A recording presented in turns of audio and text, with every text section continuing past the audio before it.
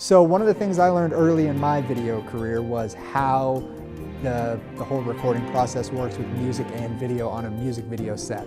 All the music, all the recording, all the tracks, everything is done well in advance.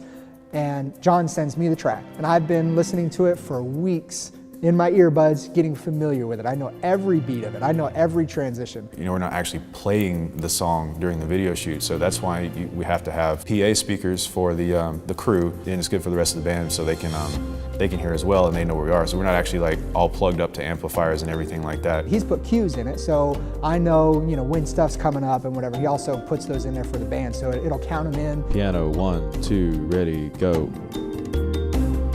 I put cues in throughout the track, so in parts, when you hear the song, you can tell there's space, so it's kind of like there's no guesswork or people aren't trying to count and figure it out as they use a note. Tempo change, ready, 1, 2, 3, 4, 5, 6. It'll tell him when there's a tempo change, stuff like that. So it's actually in that track that he then plays back on set. So he's got his own mixing station, for lack of a better term, on set, and he feeds that to 3 places. To Thomas's ears, because Thomas is playing the drums, and that's for tempo. And that way, Thomas is on time the entire time. So if there's any question about the PA being at fault, like if the band members can't hear that as well, we can hear Thomas, so we're on with him. The track that Thomas got in his ears is the exact same track that I'm using from John, so the tempo is exactly the same, and then the band follows Thomas.